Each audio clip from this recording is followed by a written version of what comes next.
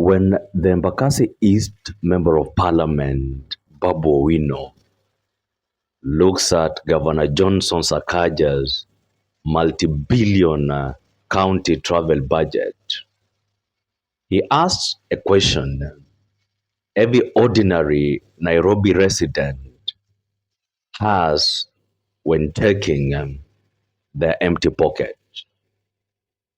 And this is the question.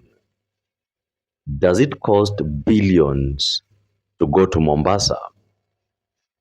To understand how a county government spends over 1.1 billion on local travel, you have to realize that in Kenyan politics, daily travel allowances, or what we call per diem, are the ultimate love language between an executive and their officers.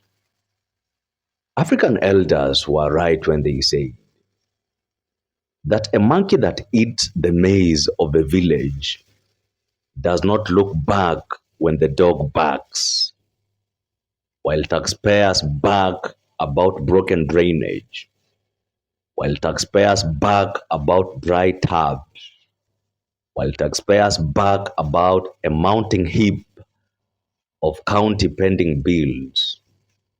The executive is seemingly always en route to benchmarking workshops in luxury coastal resorts. Allow me to look at this from a layman's point of view.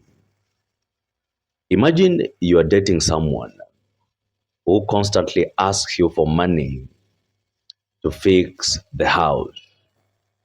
Every day, you pay the bills, you stretch your budget, and you sacrifice.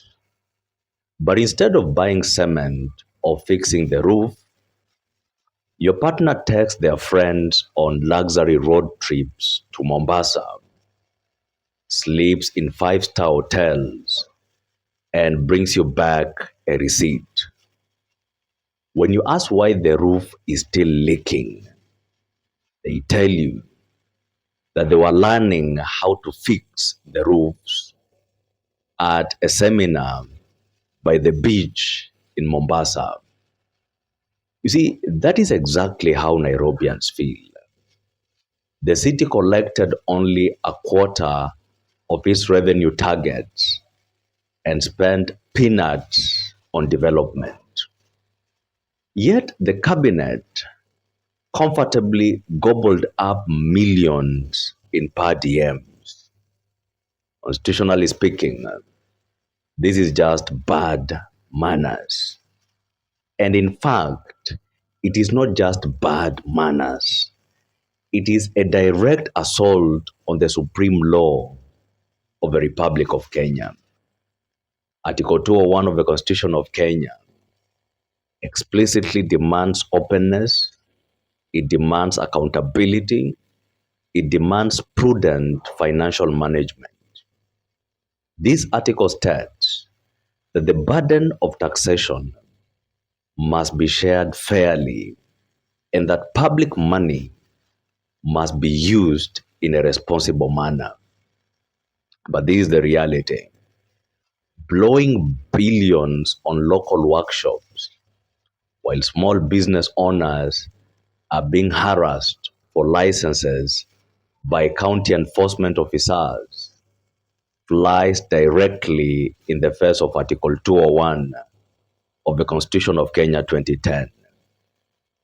Historically, pre-devolution local authorities collapsed because civic leaders ate the revenue before it hit the ground. Today, we are seeing the exact same movie, just with better dressed actors like Johnson Sakaja. While Babu Owino is perfectly right to question these expenses, Babu Owino needs a heavy dose of political reality if he's planning to unseat Governor Sakaja for the Nairobi gubernatorial seat. You see, African elders were right when they said that you cannot clear the forest if your own axe handle is made of wood from that same forest. You see, Nairobi is not an embassy of student politics or an extension of a parliamentary constituency. It is a multi billion shilling corporate beast with an unimaginable 80 billion shillings bet and complex tribal arithmetic.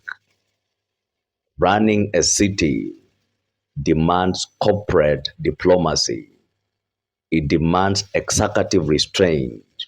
It demands structural management skills that a fiery activist approach can sometimes disrupt rather than build. If you dive headfirst into City Hall expecting a clean fight, then the entrenched cartels are going to swallow you whole as Babu Owino. My advice to him is that he should reconsider the gubernatorial race, remain the voice of oversight in parliament, where your bite matches your back, and allow someone else to wrestle the chaos of Nairobi County. Because for those of us who remember, when the first governor of Nairobi County left office, he became politically irrelevant. When Mike Sonko left office, he became politically irrelevant. Johnson Sakaja is no exception. If he leaves office in 2027, he's going to become politically irrelevant.